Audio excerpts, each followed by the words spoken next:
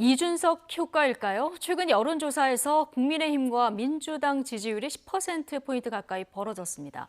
대선 후보 경선을 코앞에 둔 여당의 고민은 깊어지고 있고요. 야권의 대권주자 1강 윤석열 전 검찰총장의 대선 시간표에 어떤 영향이 있을지도 궁금한 대목입니다. 오늘의 정치권 소식 배종호 세한대 교수, 김영준 명지대 교수 두 분과 이야기 나눠보겠습니다. 어서 오십시오. 네, 안녕하세요. 예, 안녕하십니까? 이준석 국민의힘 대표 취임 첫날부터 그야말로 광폭 행보를 보였습니다. 어제 취임 첫날 행보인데 인터뷰만 10개 이상을 소화했더라고요. 언론 친화력도 친화력이지만 어떻습니까? 체력도 좀 젊음의 상징이다 이렇게 봐야 될까요? 그렇습니다. 이준석 돌풍이 이제 현실화돼서 나타난 것은 결국 두 가지 아니겠습니까? 하나는 정치를 바꿔라라는 이제 민심이 당심을 끌어내가지고 30대 당 대표가 우리 헌정사상 처음 나온 것이고, 또 하나는 10년 동안 본인이 갈고 닦은 내공이라고 봐야 되겠어요. 그 대표적인 내공의 근원이 언론 활동이라고 볼 수밖에 없을 것 같은데요. 아시겠지만 10년 동안 정치평론가로서 상당히 인지도를 높였고 또 논리도 갈고 다듬으면서 그런 부분이 이번에 이변을 만드는 상당 부분의 중요한 역할을 한 것이 아닌가 이렇게 생각이 되고요. 말씀하신 대로 뭐 첫날부터 광폭 행보를 계속 하고 있지 않습니까?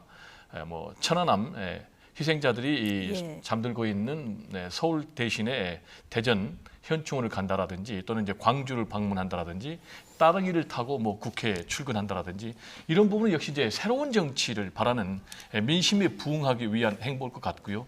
말씀하신 대로 뭐 하루에 10곳 이상 방송 인터뷰를 하는 부분은 굉장히 어려운 부분인데, 이 그러니까요. 부분은 당대표 같은 경우는 당선된 날 아니면 저희가 그 언론사가 그렇게 많이 인터뷰를 한 적은 저희가 본 적이 없거든요. 네, 이제 그만큼 이준석 돌풍이 언론에 관심을 끌고 있고 또 본인의 강점이니까 이런 부분에 대해서 굉장히 적극적으로 나서고 있는데, 중요한 것은 앞으로 이런 이제 언론 활동을 통한 이미지 제고도 중요하지만은 구체적으로 새 정치를 어떻게 해 나갈 것인지라는 이제 정책적인 비전을 제시하는 것이 중요한 그런 대목이 아닌가 생각이 됩니다. 예, 어떻게 정책적으로 보여주느냐 이 네. 부분이 중요하다는 지적을 해주셨는데, 어쨌든 민방위 이준석 오늘 백신도 얀센을 맞았다 이런 소식도 전해져서 30대 당대표구나 다시 한번 실감하게 하는 대목인데, 자, 어제 송영길 대표가 여야정 협의체에 제안하지 않았습니까? 그러니까 답이 바로 그 지방 일정 중에도 SNS를 통해서 이제 화답을 하는 이런 모습.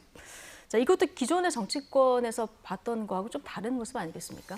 이제 소통을 하고 정치를 이제 바꿔야 된다라는 기존 정치 문법의 파괴, 격식을 좀 파괴하겠다는 것을 상징하는 그런 의미라고 보는데요. 우리 정치가 되게 이제 이벤트 정치 더 나가서 이미지 정치 쪽으로 많이 흘러가는 부분들이 좀 있어요. 여야정 협의체가 작동 안 된 이유에 대해서는 얘기 안 하고, 여야정 협의체를 작동하자는 거를 백날 얘기하면 뭡니까? 뭐 하겠습니까? 여당이 그동안 집권당으로서 정말 협치를 보이고 같이 함께 할 수 있다는 것에 대한 부분들에 대한 변화는 전혀 없이 당대표가 바뀌었으니까 그냥 여야정 협의체 복원하자. 제가 볼 때는 그런 일종의 이벤트예요. 오히려 진솔하게 그동안 여당도 잘못한 부분은 무엇이고 야당도 잘못한 게 무엇인가를 그걸 토대로 해서 우리도 변할 수 있다는 것을 전제로 해서 가져간다면 의미 있는 나름대로 여야정 협의체가 되지 않을까라는 생각을 좀 하게 되고요. 이준석 대표가 이제 얀센인가요? 그거 이제 접종을 해서 쉬었다고 하는데 시기적으로 보면 조금 잘 된 거라고 봐요. 저는 이준석 대표가 좀 쉬어야 된다고 봅니다. 지금 뭐 10차례 언론 인터뷰도 하고 하는 거가 굉장히 광폭적이고 뭐 나름대로 새롭다는 걸 볼 수 있지만, 이제는 차분해질 필요가 있다. 당대표가 되기 전까지는 나름대로 자신을 알리고 하지만, 이제 한번 조용히 내가 당대표로서 앞으로 새 정치를 무엇이고 어떻게 해야 될 것이냐라고 하는 나름대로 시간을 좀 가질 필요가 있어요. 지금 너무 흥분해 있어요. 그래서 그런 부분 속에서 조금 더 신선함도 좋지만 신선함에 맞춰서 진지함도 좀 필요할 때가 있고, 또 지금 굉장히 많은 기대감이 있잖아요.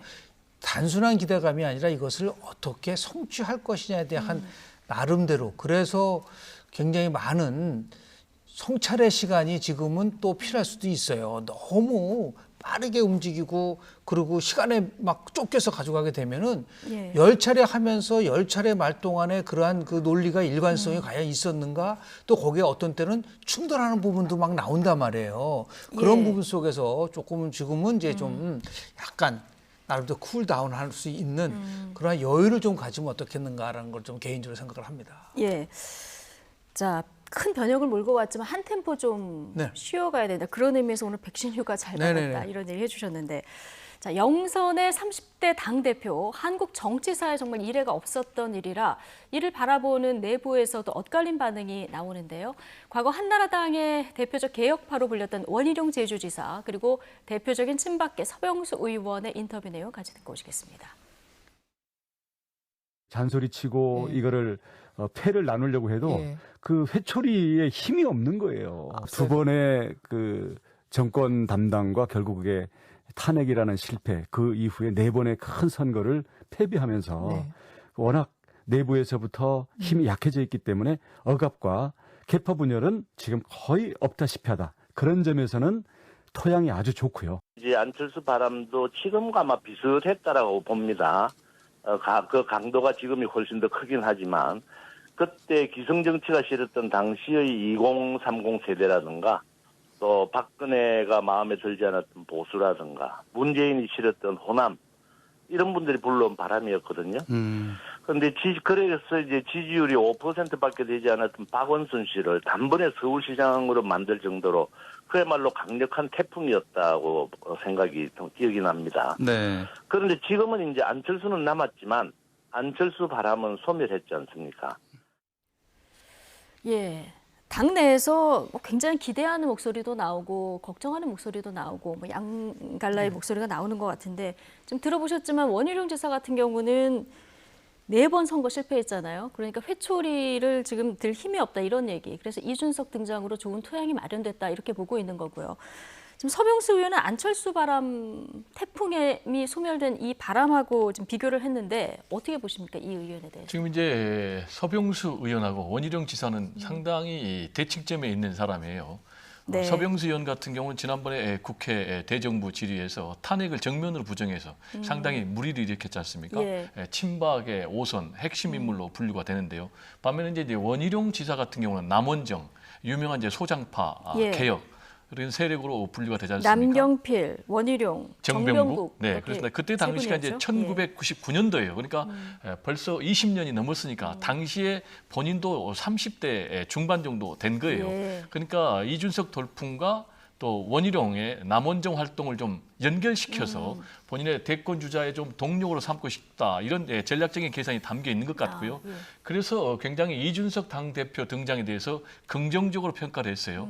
그건 이제 말씀하신 대로 하나는 위로부터의 압력이 없어졌다. 말씀하신 대로 사연패하면서 또 탄핵으로 보수가 괴멸되면서 그런 부분이 없어졌고 두 번째로는 또 당내 계파가 사실상 허물어졌다라고 얘기를 하고 있지만은 지금 이제 서병수 의원 같은 경우는 여전히 굉장히 부정적인 목소리를 내고 있거든요. 이것은 뭐 원희룡 의원 등 원희룡 현 지사 등 개혁파들은 굉장히 긍정적으로 평가를 하는 반면에 또 중진들 입장에서는 이준석 체제에 대해서 굉장히 우려 내지는 부정적으로 얘기하고 있거든요.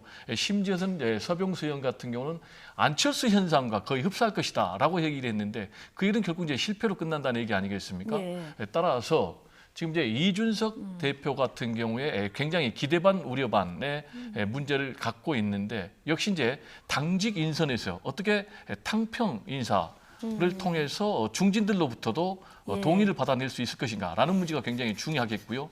두 번째로는 야권 후보 단일화를 성공적으로 해야 되는데 그 과정에서 안철수 국민의 당 대표와 순조롭게 국민의당과 합당을 하는 문제 하나, 또 그리고 윤석열 전 총장가 지금 삿바싸움을 하고 있는데 네. 어떻게 윤석열 전 총장을 순조롭게 국민의힘으로 끌어들일 것인가. 이 두 가지 문제에서 본인이 확실한 성과를 내지 못하면 상당히 내용에 휩싸일 가능성도 여전히 남아있다. 이렇게 좀 전망이 됩니다. 예.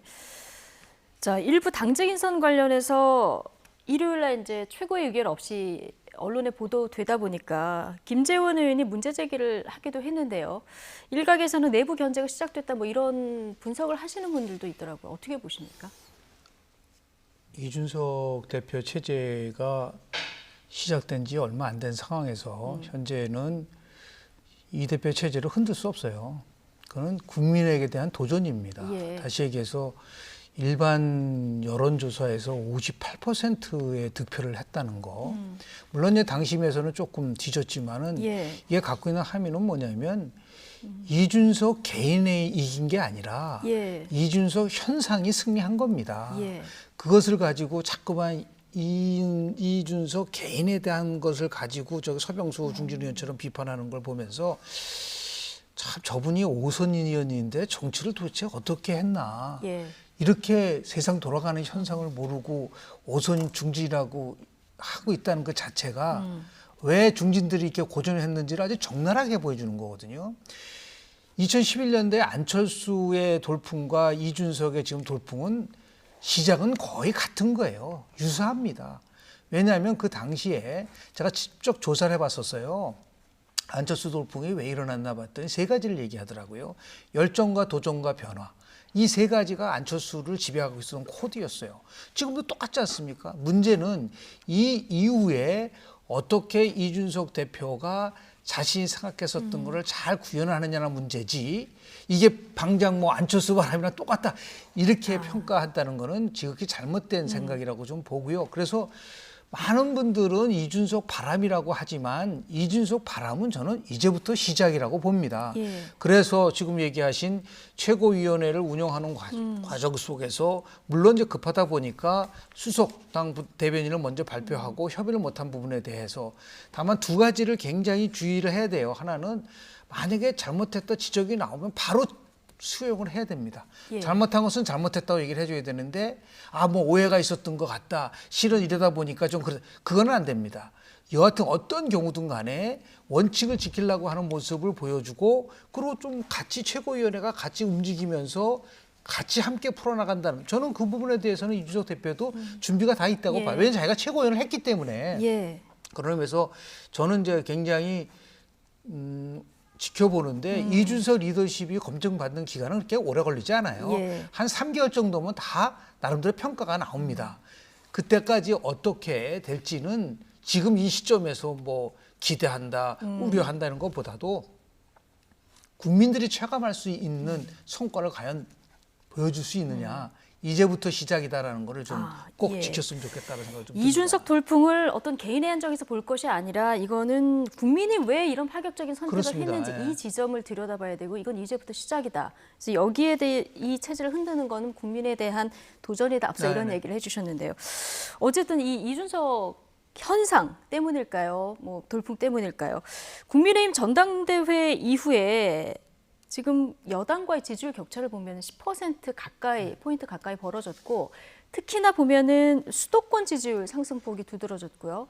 그리고 잘 안 움직였던 40대에도 지금 변화가 생긴 모습이 보입니다. 이거 어떻게 보십니까? 일단 이준석 대표가 당선되기 전서부터 그런 조짐이 보였어요. 실은 예. 돌풍이 부니까. 그래서 저는 이준석 대표의 등장은 정치판의 나비 효과를 가져올 거다.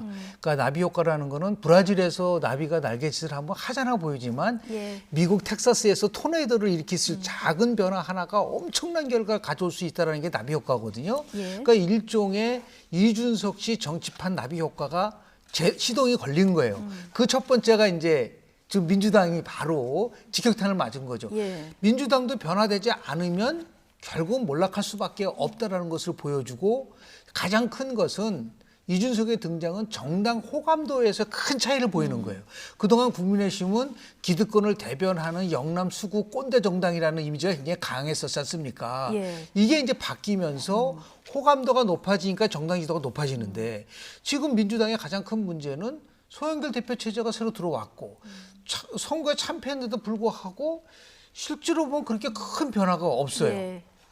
586에 대한 세력들이 중심이 돼서 지금 부동산 정책 문제만 봐도 그냥 갈팡질팡하고 막 그러지 않습니까? 결국 호감도가 급격하게 떨어지고 비호감도가 높아지는데, 이 부분에 대해서 민주당이 뭐 이준석 대표에 대해서 비판하는 거라든지 아니면 뭐 금방 뭐 사그러질 것이라든지 이런 식의 자세로 간다고 한다면 엄청난 역풍에 시달릴 것이다 라는 나비 효과에 나름대로의 현상에 대해서도 깊이 연구할 필요가 있지 않을까라는 생각을 좀 하게 예. 됩니다. 이 호감도 부분은 최근까지 이 보수 야당이 고민하던 부분이었는데 그렇습니다. 지금 여당이 고민해야 될 지점이다. 자, 이런 얘기 해주셨는데 어쨌든 국민의힘 지지율은 상승하고 있고요. 이런 상승 속에 야권의 대선 후보 움직임도 좀 주목됩니다. 특히 야권 대선 주자 가운데 지지율이 가장 높은 윤석열 전 검찰총장의 입당 여부 또 시기에 관심이 쏠리고 있는데요. 자, 이와 관련해서 오늘 아침에 나온 이준석 대표 그리고 윤 전 총장 측 이동훈 대변인 이야기 같이 듣고 오시겠습니다.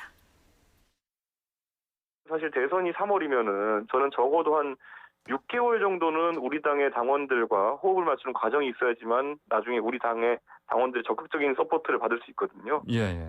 그렇기 때문에 이거를 뭐 막판에 뿅 하고 나타난다고 해가지고 우리 당원들이 지지해 줄 것도 아니고 네. 우리 당원들은 굉장히 훈련된 유권자들이고 무엇보다도 굉장히 그 정치적으로 예. 굉장히 예를 들어 개별 지역 단위에서도 그렇고 영향력이 있는 분들입니다. 그래서 이분들의 마음을 얻고 이분들과 함께 소통하는 것이 당 밖에 있는 대선주자들에게도 굉장히 중요할 것이거든요. 예. 그럼 절대적인 시간이 필요합니다. 저는 그 시간을 한 8월 말 정도를 마지노선으로 보고 있습니다. 예. 이준석 대표가 예. 당 경선 관리자 아니겠습니까? 예. 당대표니까. 네네. 그러니까 11월까지는 국민의힘에서 대선 후보를 뽑아야 됩니다. 예. 11월까지는. 예. 그러면 당대표 입장에서는 그 역산을 해가지고 들어가가지고 킬링들을 가지고 보면은 8월에는 버스를 타야 됩니다라고 이제 말을 하는 거거든요. 예. 윤 총장도 그런 캘린더를 염두에 두고서 예. 국민 여론을 보고 있다. 저는 이렇게 말씀드리고 싶고요. 예. 그래서 윤석열 총장의 시간표하고 네. 이준석 대표의 시간표가 예. 상충되거나 그러지는 않을 것이다. 저는 그렇게 생각합니다. 자, 이준석 대표는 버스가 정시 출발할 거야. 마지노선이 8월 말이야. 이렇게 이제 딱 못 박은 상황인데 지금 윤석열 전 총장 측 입장을 들어보면 오늘 아침에 나온 얘기로는 이런 캘린더를 염두에 두고서 지금 국민 여론을 보고 있고 이준석 대표 시간표가 크게 다르지 않을 것이다. 이렇게 얘기를 했거든요. 앞에 나온 그 전날 나온 얘기하고 조금 다르게 진일보한 측면이 있을까요?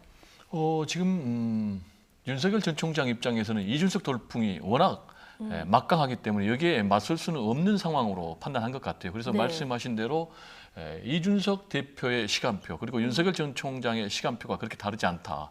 그리고 윤석열 현상이라든지 이준석 현상이 결국 같은 거 아니냐라면서 굉장히 이제 동질화 해석을 해놨는데 그렇지만은 여기에 반해서 이준석 대표는 매우 날선 그런 메시지를 던지고 있어요.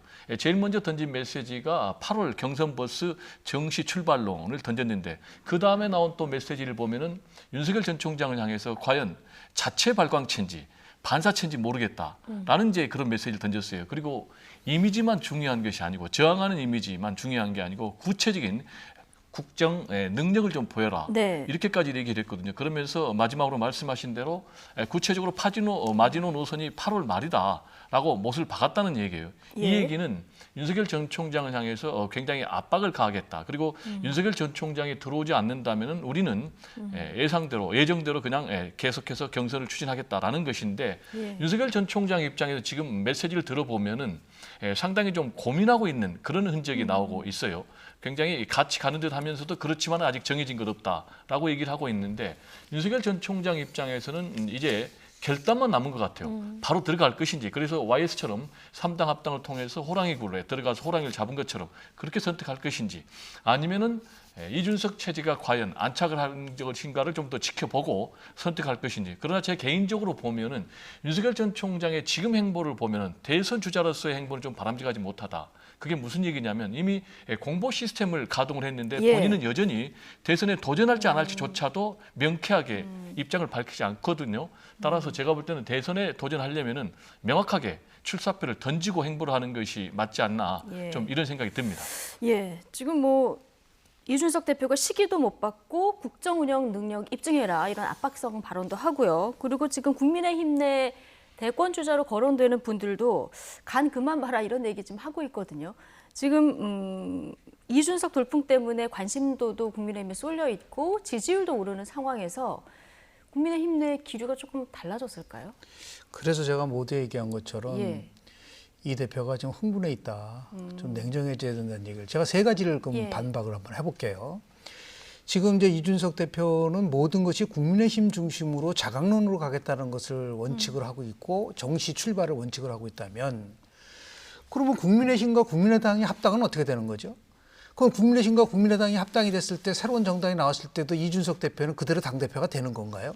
나 한번 묻고 싶어요. 예. 그래서 예를 들어서 새로운 결사체가 돼서 합당이 되면 거기에 맞춰서 새로운 경선 룰이 만들어질 수 있는 겁니다.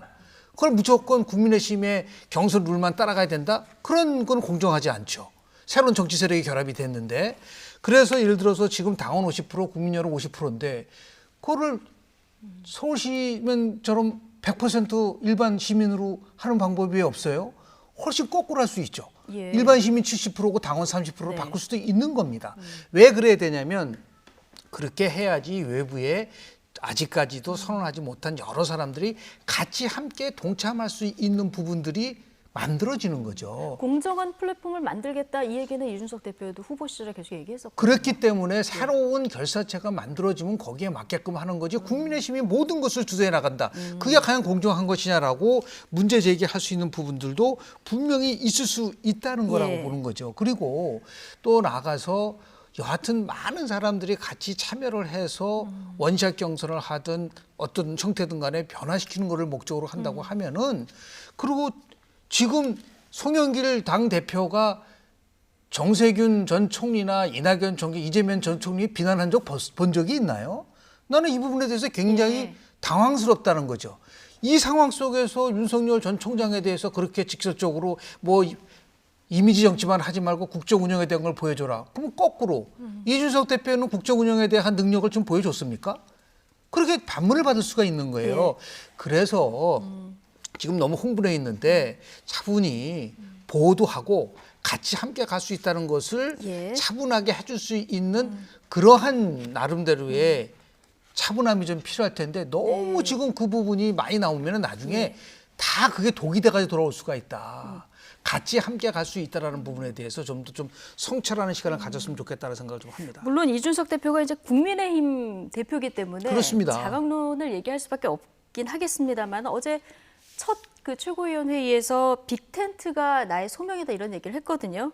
근데 교수님 얘기 들어보면은 국민의힘과 국민의당의 합당 문제부터 해서 야권의 대선 후보의 통합까지 좀 차분해질 필요가 있다 이런 얘기를 해주셨는데 자 그럴 필요도 있는 것이 윤석열 전 총장 지지율 좀 무시하지 못할 정도로 최근에도 나오고 있습니다. 윤석열, 이재명 양강 구도는 계속 유지가 되고 있고요. 윤석열 전 총장이 일부 여론조사에서는 지금 오차범위 밖에서 앞서는 이런 모습도 보이고 있거든요. 저는 이제 개인적으로 현재 윤석열 전 총장 대 이재명 지사의 양자 정립 구도가 이준석 돌풍으로 상당히 흔들릴 가능성이 높다라고 봅니다. 예. 그렇게 보는 이유는 당장 윤석열 전 총장의 행보가 쉽지 않아요. 예. 왜냐하면 지금 이준석 대표는 이준석 돌풍을 근거로 해서 자강론을 얘기하면서 들어와라. 만약에 안 들어오면은 우리는 우리 스케줄대로 가겠다라고 지금 메시지를 분명하게 던지고 있는데 그럼 이제 윤석열 전 총장은 들어가느냐 마느냐를 결정을 해야 되거든요. 그런데 지금 들어갈 경우에는 본인은 이제 원 오브 댐 여러 명 중에 한 사람이 되니까 들어가서 잠식당할 우려가 있다라는 부분을 상당히 염려하고요. 그런데 또 들어가지 않을 경우에는 이준석 돌풍이 계속해서 위력을 강화하게 되면 본인이 고립되는 예. 이제 그런 상황이 벌어지기 때문에 지금 윤석열 전 총장이 굉장히 힘들어할 것 같고요. 만약에 윤석열 전 총장이 입당을 안 할 경우에 국민의힘의 조기에 그래서 독자적으로 계속해서 스케줄 진행의 경우에 만약에 하태경 후보라는 이런 사람들이 새로운 탄력을 받을 경우에는 상당히 윤석열 전 총장이 흔들릴 수밖에 없고 따라서 윤석열 전 총장 지금 두 가지 선택을 가지고 상당히 예. 고민하는 것 같아요. 하나는 국민의힘의 조기에 들어가느냐라는 그런 문제. 또 하나는 국민의힘의 조기에 들어가지 않고 이준석 체제가 안착될 것인지를 지켜보다가 만약에 여의치 않으면은 안철수 대표와 같이 손을 잡고 제3지대에서 따로 깃발을 들 가능성도 있지 않나 이렇게 좀 전망이 됩니다. 예, 양강 구도가 흔들릴 가능성도 있다. 저는 그렇게 봅니다. 부분으로. 예, 알겠습니다. 반면에 지금 이재명 경기도지사 같은 경우는 좀 박스권에 갇혀 있다 이런 분석도 나오는데 그런데 또 일각에서는 이게 이재명 지사니까 이만큼 버텼다 이런 분석도 있어요. 교수님 어떻게 봐야 될까요? 저는 지금 뭐 양강 구도에 관련된 지금 여론조사 결과가 좀 나와 있지만 아주 굉장히 냉정하게 본다고 한다면 이재명, 윤석열 전부 다 위기다고 저는 봅니다. 아, 두 사람 네, 모두. 두 사람 전부 다 예. 위기예요. 왜냐하면 확장성이 거의 보여주고 있지 못하고 있다. 이 조사 결과는 굉장히 높게 나왔어요. 39.1%라든지 26.2%라고 하지만 예를 들어서 다른 한국갤럽 조사 같은 경우 보면은 예. 두 후보 모두 다 20%대에서 딱 갇혀 있는 거예요. 그러니까 이재명만 예. 갇혀 있는 게 아니에요. 예. 윤석열 전 총장도 그대로 갇혀 있는 부분들도 있습니다. 그렇죠. 그러니까 예. 이런 것들을 어떻게 확장시킬 것이냐라는 것이 더 중요한 과제로 남는데 이재명 지사는 지금 보여준 여러 가지는 기본소득 이외에 다른 것이 확실하게 드러나 있지는 않아요. 그러니까 피곤함이 계속 쌓이고 있다. 거기를 이제 박영진 후보라든지 이런 분들이 이제 치고 예. 올라가는 부분들이 있는 거고요. 윤석열 전 총장도 아직까지 정치적 행보를 하고 있지 않기 때문에 올 수 있는 부분도 있는데 다만 쉽게 윤석열 지지가 무너질 거라고 보지는 않아요. 왜냐하면 많은 사람들은 윤석열 총장을 여권보다는 야권으로 생각하고 이게 오히려 이준석 효과 때문에 새로움 더하기 새로움이 될 수 있는 새로움 곱하기 새로움이 될 수 있기 때문에 예. 오히려 나름대로 유지가 될 수 있는 부분들이 있는 것이지 이준석 돌풍이 불었기 때문에 윤석열 총장의 지지가 떨어질 것이다. 제가 볼 때는 그거는 정확한 분석이 아니라고 볼 수도 네. 있어요. 그런 의미에서 봤을 때 두 사람 모두 다 나름대로 새로움에 대한 부분들이 지금 화두라고 한다면 정말 새로움에 대한 부분들을 어떻게 충족시켜 줄 수 있을 예. 것이냐라고 하는 이준석 대표가 재밌는 얘기를 했어요.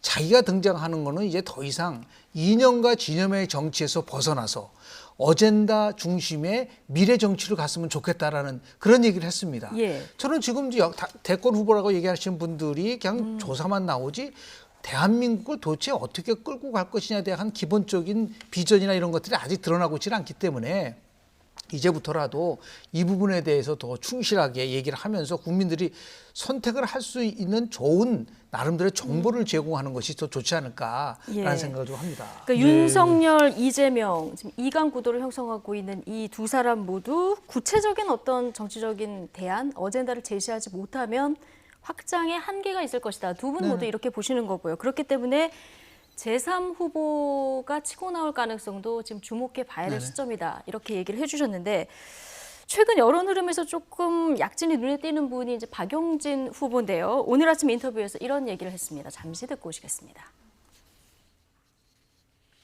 사무실이라든지 혹은 뭐 의전이라든지 줄 세우기라든지 이런 세 가지가 없고요.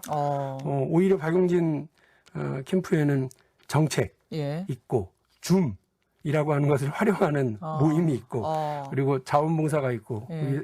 독특한 세 가지가 있습니다. 뭐 사무실에 모여가지고 수백 명이 모이는 그런 캠프가 아니라 저희 캠프는 유격대 같아요. 국민들은 대선교육단 단장이 누구냐가 궁금한 게 아니고 민주당의 대통령 후보가 누구고 그것을 만들어내기 위한 과정에서 얼마나 민주당이 그야말로 들썩들썩하고 두근두근한 그런 정책 경쟁을 하느냐, 그리고 박용진이 여기서 얼마나 두각을 나타내고 1위로 올라가느냐, 이런 이변과 새로움에 대한 관심이 많지 대선 기획단장이 누구냐, 그거 무슨 글쎄요. 그 링에 올라가는 권투 선수가 누구냐가 더 중요하게 생각을 하지 그걸 프로모션하는 기획자가 누구냐 관심이 있나요? 네.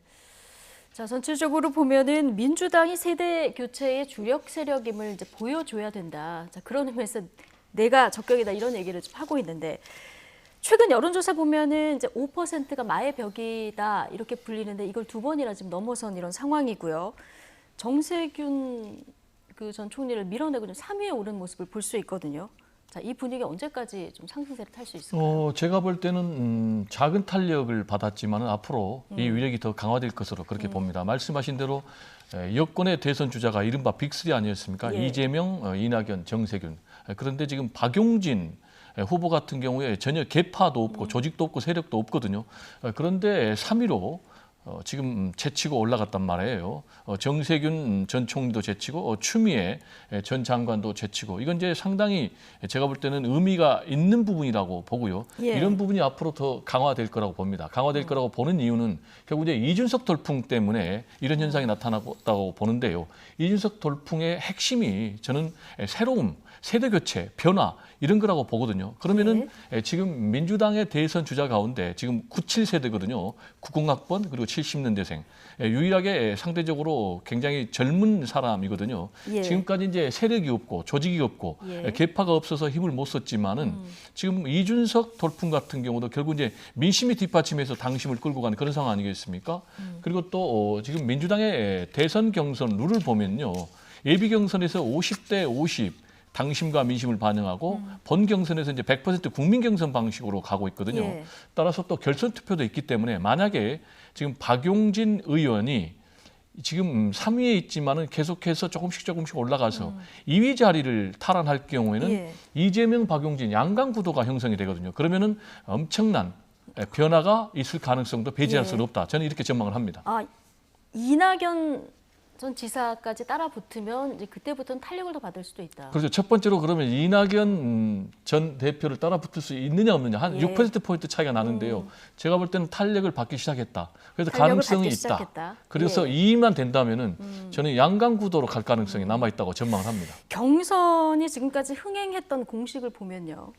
뭔가 확실한 1위가 있는 것보다 그 하위권 후보가 이렇게 치고 올라올 때 국민적 관심이 좀 높아지는 이런 걸 이제 많은 국민들이 여러 번 지켜봤는데 지금 여권에서 뭐 박용진 후보뿐만 아니라 이광재 후보도 있고요. 야권으로 오면은 뭐 원희룡 후보 앞서 본 원희룡 후보도 있고 많은 그 지금 뒤에서 따라오는 후보군들이 있는데 약전할 가능성 얼마나 된다고 보십니까? 2002년도 국민참여경선제가 처음 도입이 됐을 때요. 2000년도 1월 달에 당시에 노무현 후보의 지지율이 2%였습니다. 2%였는데요.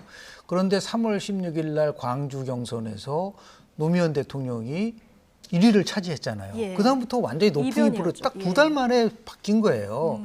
그렇기 때문에 얼마든지 상황에 따라서 변화될 수 있는 가능성은 충분히 남아 있고요. 제가 이제 여론조사 기관들한테 조금 주문을 하고 싶은 거는 제발 모든 후보를 갖다 집어넣고 적합도 조사 좀 하지 마라. 그럼 미국에서는 안 합니다. 다시 얘기해서 야당은 야당대로 조사하고 여당은 여당대로 조사한 다음에 그중에서 가장 높이 나온 사람끼리 뭐 양자대결 구도하는 건 좋지만 지금 식으로 전부 다 집어넣고 나서 적합도 조사를 하면은 후발 주자들이 들어갈 수 있는 공간들이 별로 없단 말이죠. 그러니까 그러면 박영진 후보 같은 경우도 그런 거죠. 지금 여권 후보들만 상대를 했을 때 3위인 거잖아요. 그렇죠. 그렇잖아요. 이게 더 확산이 돼서 점점 변화가 되면 되는데 이거 다 적합도 조사를 하면은 박영진의 존재는 없단 말이죠. 이런 면에서 볼 때 좀 신중할 필요가 있지 않을까. 분명한 것은 여론을 한 달이면 충분히 바뀌고요. 제가 이번에 이준석 대표 되는 걸 보면서 우리 기후변화 얘기를 많이 하잖아요. 야, 정치 민심 변화도 이제는 굉장히 빠르게 변하는 거. 1개월의 법칙. 오세훈이가 서울시장 되는데 1개월 걸렸어요. 그리고 지금 이준석 대표가 되는데 3주 걸렸거든요. 이게 한 달 만에 얼마든지 바꿀 수 있다는 것을 이번에 보여줬는데 그 이유는 SNS와 같이 소통 방식이 완전히 바뀌고 있고요. 메타버스라든지 SNS를 통해서 이런 것 때문에 저는 앞으로 남은 기간 동안에 언제 어떤 돌풍이 일어날지 누구도 예측하기 어렵다라는 게 이번 이준석 대표가 돌풍을 이루는 정치적 함의가 있지 않을까라는 생각을 좀 합니다. 작은 바람이 태풍이 되는 데는 기존과는 다른 어떻게 유권자 소통하는 방법 자체가 달라진 이런 부분도 좀 주목해 봐야 되는데 자, 민주당은 곧 대선기획단 꾸려야 되는 상황 아니겠습니까? 지금 야권의 변화 때문에 좀 젊고 참신하고 파격적인 인물을 내세워야 되는 게 아니냐 이런 얘기가 나오고 있습니다. 앞서 박용진 의원 얘기 들어보셨지만 근데 뭐 링에 올라가는 선수가 중요하지 이미 관리하는 사람이 뭐가 중요하냐 이런 얘기 들어보셨는데 간판만 바꿔서는 안 된다 이런 얘기가 있고 그래도 간판이라도 바꿔야 된다 이런 의견이 팽팽하게 맞서고 있는 것 같습니다. 어떻게 해야 된다고 보십니까? 뭐 선수도 중요하지만 이제 프로모터가 누구냐도 굉장히 중요하죠. 동칭이 하면은 뭐 복싱 선수, 복싱 시합도 뭐 흥행에 가니까 말씀하신 대로 저는 이제 간판을 바꾸는 것도 중요하다고 생각을 합니다. 이준석 돌풍에 뭔가 맞설 카드를 내놓지 않으면은 오히려 지금 이미지에 나온 대로 40대, 50대 꼰대 정당으로 전락할 수밖에 없기 때문에 이준석 돌풍에 맞서는 그런 새로움으로 포장을 할 수밖에 없는 그런 상황이고요. 지금 이제 송영길 대표 체제가 나름 잘 해오고 있다고 봅니다. 조국에 대해서도 건너자라고 얘기를 했고 12명에 대해서도 탈당 제명 조치를 했고 이런 예. 부분이 굉장히 중요하지만 이준석 돌풍에 맞설 만큼의 근본적인 변화를 했느냐라는 부분에 대해서는 지금 예. 문제 제기가 들어오기 때문에 말씀하신 예. 대로 대선 기획단장을 전통적으로 했던 뭐 사무총장이라든지 당 중진 대신에 뭐 39살의 최동학 최고위원이라든지 또는 뭐 44살인 김영 전 의원이라든지 이런 사람들 좀 해서 파격으로 가자라는 이제 네. 그런 여론이 당내에 팽배하고 있는데 지금까지는 뭐 여론의 흐름을 쫓을 것인가 아니면 실무용을 할 것인가라는 부분이 아직 정립이 안 됐기 때문에 좀 더 좀 지켜봐야 될 그런 상황이 아닌가 생각이 됩니다. 예. 자, 오늘 하태경 의원도 출마 선언을 했더라고요. 최근 야권에서 5위권 안으로 들어오는 결과도 있어서 얼마나 더 치고 나올지 이 부분도 관심인데 오늘 출마 선언하면서 굉장히 파격적인 공약을 들고 나왔더라고요. 뭐 빅뱅에 가까운 변화의 흐름, 정치권 뭐 강타했다 이런 얘기는 기본적인 얘기는 했고 검찰총장을 직선제로 하겠다. 법무부를 폐지하겠다. 자, 이런 공약들을 들고 나왔는데 후발주자들이 앞으로 내세울 이런 공약 어떤 것들이 나올지도 좀 관심 있게 지켜보도록 하겠습니다. 자, 내년 대선은 어느 세대 표심이 좌우할까? 이 결과를 좌우할까? 이 부분도 관심인데요. 지난번 재보선 결과 그리고 이번 이준석 돌풍을 볼 때 2030 청년층 표심을 무시할 수 없어 보입니다. 여권의 대선 주자들도 이 2030 표심을 잡기 위한 열띤 노력에 나섰는데 이 모습 영상으로 보고 오시겠습니다.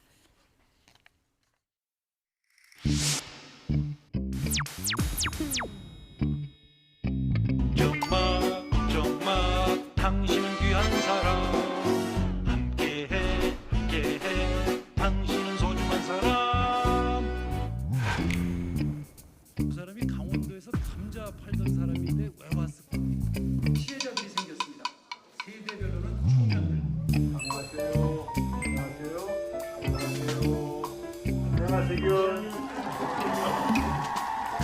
선생님 실내에서 왜 선글라스 끼고 계세요? 실내 아니야? 나줘요. 내가 우리의 건강을 챙겨주실 여러분들은 아가 좋을 것이고 난 뜨아. 그 전투에 임하는 거거든요. 아니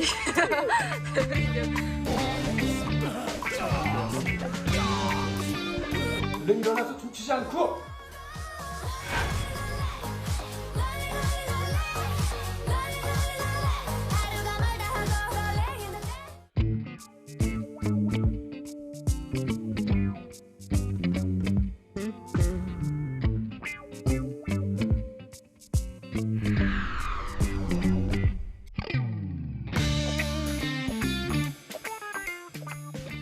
네, 뭐 부캐릭터를 부캐라고 하죠. 부캐도 만들고 춤도 추고 게임도 하고 지금 젊은이들이 쓰는 어떤 신조어도 따라해보고 여당 내 대권 주자들 뭐 이게 젊은 층에 호소하기 위한 모습들 쭉 보고 오셨는데 자, 이렇게 신경 쓸 수밖에 없는 데는 최근에 유권자 지형이 조금 달라졌다 이런 분석이 있습니다.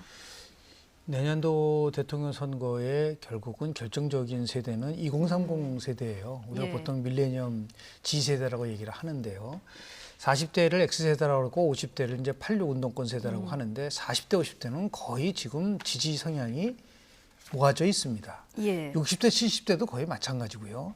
20, 30대가 전체 유권자에게 차지하는 비율이 34.1%입니다. 예. 그러니까 굉장히 높죠. 근데 20대하고 30대는 조금 결이 좀 다른 부분이 있어요. 네. 그렇다고 한다면 20, 30대는 스윙 보터들이에요. 스윙 보터라는 거는 뭐냐면 이념이라 또는 진영에 갇혀 있지는 않다는 거예요. 나름대로 현재 어젠다와 그리고 미래를 관련돼서 자신에게 얼마나 자신의 삶을 윤택하게 해줄 수 있느냐를 보고 투표를 한단 말이죠. 예. 그러니까 과거처럼 감성, 20, 30대의 감성에 접근해서 투표를 하겠다는 거, 저는 그 표가 그렇게 많이 나올 것 같지는 예. 않아요. 오히려 같이 투표를 해야 된다.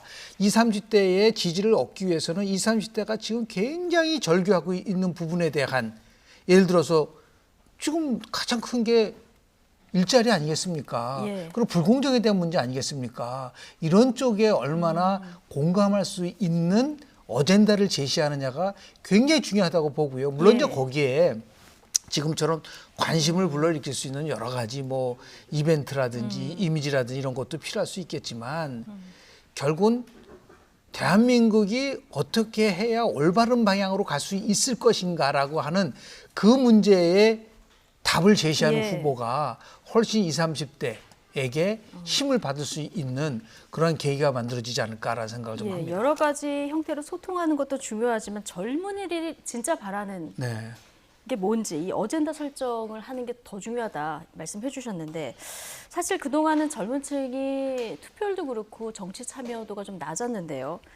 지금 18세, 20대, 30대까지 하면 30%가 넘는 그 비율이더라고요. 그런데 지난번 재보선 거치면서 우리가 투표를 하니까 뭔가 그 변화가 있네. 이런 효능감을 한번 맛본 세대 아니겠습니까? 어느 정도 영향이 있을 거라고 보십니까? 저는 이제 상당한 영향력을 행사할 거로 봅니다. 말씀하신 대로 일단 연령 구성 분포가 좀 바뀌었어요. 20대, 30대를 합치면은 34%나 되거든요.